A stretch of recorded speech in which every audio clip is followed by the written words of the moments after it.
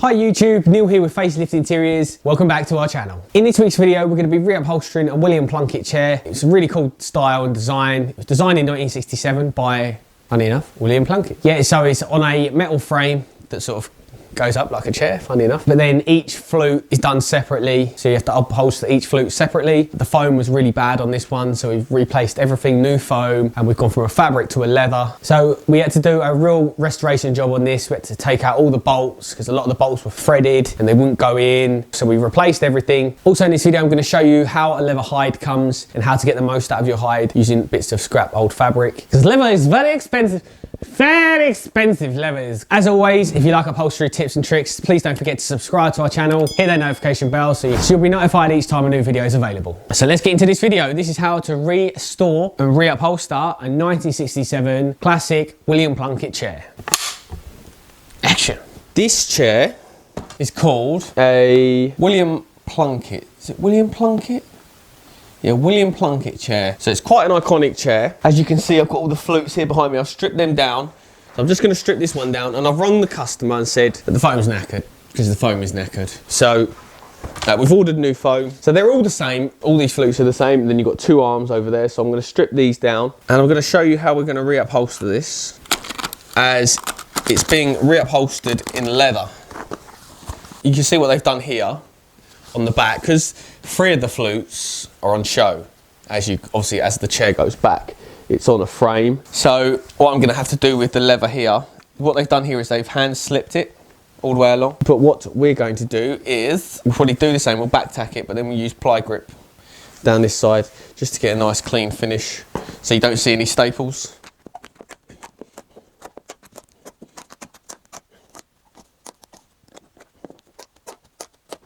You can see here the wood has got breathe holes in it, and that's great, obviously, because we're doing it in leather now. It's definitely going to need to breathe. So we're going to show you how we do this. We're going to, obviously with leather can stretch. So we'll show you how we measure it, how we cut it, how we sew it. And the reason we're going to replace the foam is because, I'll show you in a minute, but it's all sort of flaking away.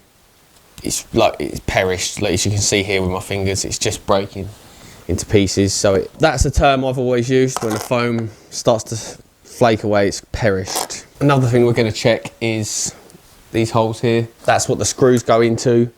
So some of them are going to have to be changed because some of them aren't doing too good. So what we'll do is we'll WD-40 them up and check them all today. And if we need to change any of them, we'll change them. That's the fabric off. You can see here that this foam just not good.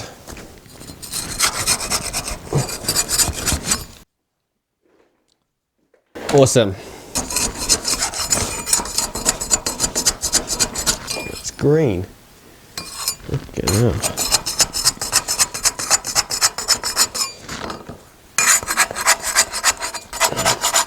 I'm just lifting out all the staples that are sitting up. As you can see down here, some of them are sitting quite high because they've stapled down the foam. So what I've done here, guys, is I've just taken out the old one.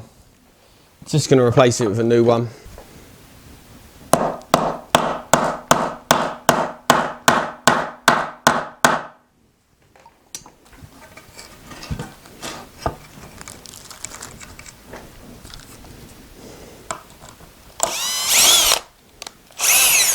Ladies and gentlemen, right, so what you saw before is me strip these down. So I'm just going to take the screws out because I've left the screws in each one, because what I did is I checked if the screws went in nice and straight. So what we're going to do now is we've ordered some new foams. These look wonderful.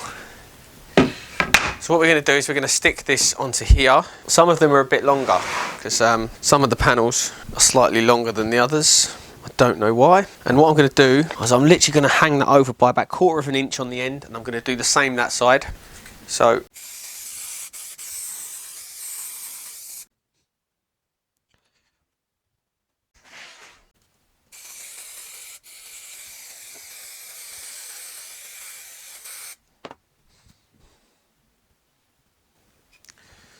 we've got a bit of excess here, so we're just going to run that off.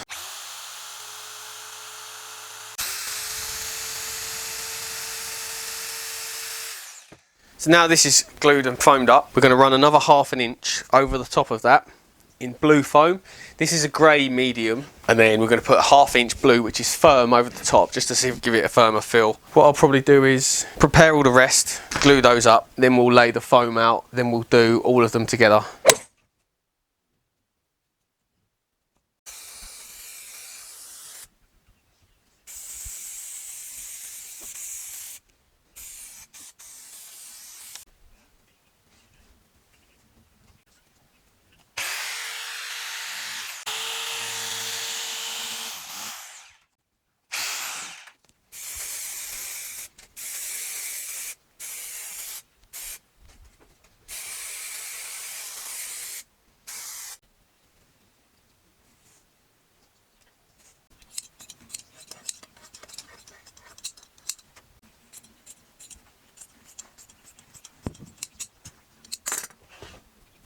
So what I'm going to do is I'm going to cut a couple of templates to use on the leather.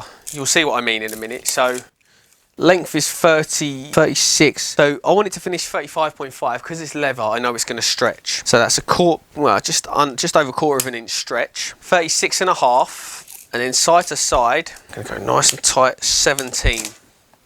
So the reason I'm doing this is because I know I'm going to be tight on leather. I've only got one hide to do this whole job. I need to be incredibly careful. So that is our template we're going to use on the leather.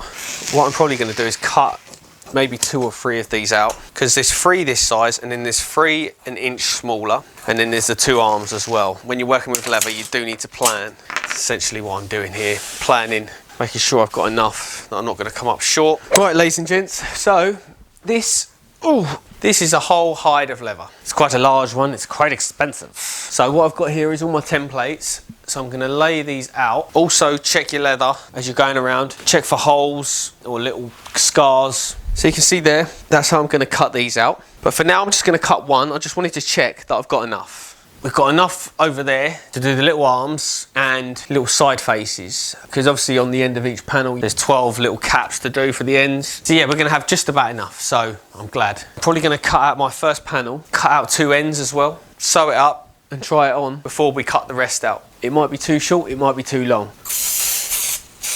So what I'm going to do here is lay this on. Just using your chalk, I want to make a nice template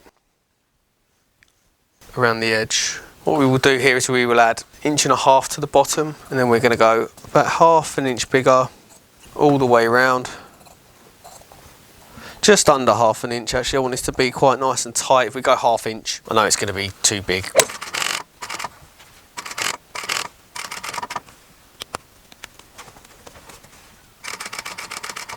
The only problem that there is with leather is it sticks to here, which is a little bit of an arse.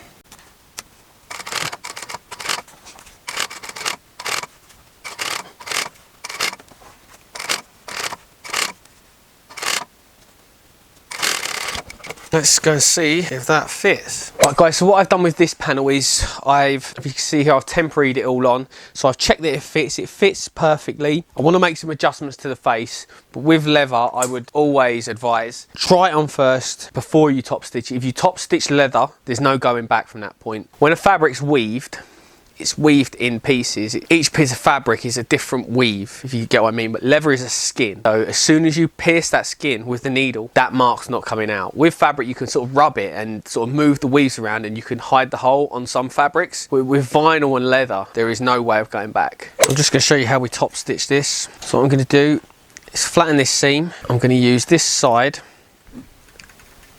to run down that line.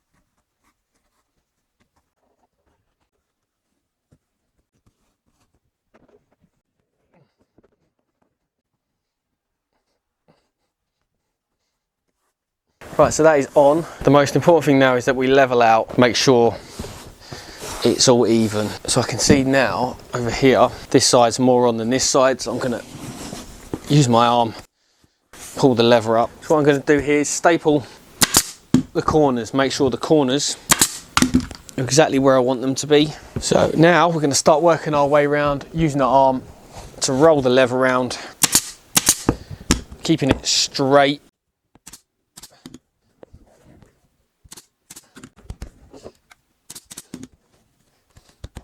Giving it a good whacking, eh? Giving it a bloody good whacking, boy.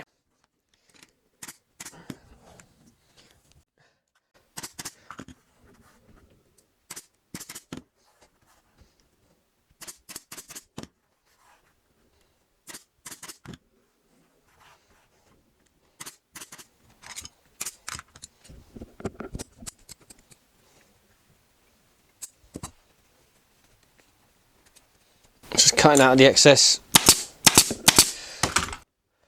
folding that down, just using my little snips to release the stitches, because obviously it's double stitched, and I can staple down there and then cut that excess out, cut that bit off there as well, and then staple that down.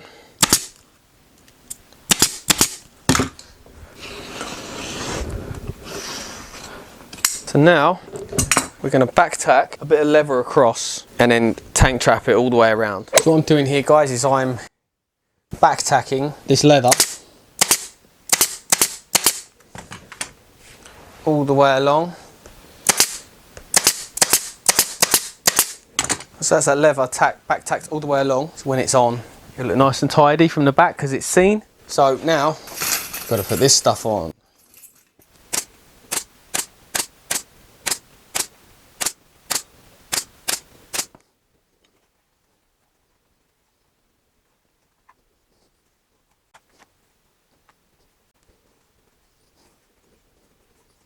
Run my regulator, I always say skewer, regulator. Give myself a mark to cut off. And we follow. We're not going to put any padding behind here because it needs to breathe. Luckily this is a back, but on the seats, luckily there's fabric on the bottom, but the three top flutes have got leather on the back, so they don't breathe very well. But I think we'll be okay because they're not sat on, so there's not much weight going onto the back, so they don't need to breathe too much.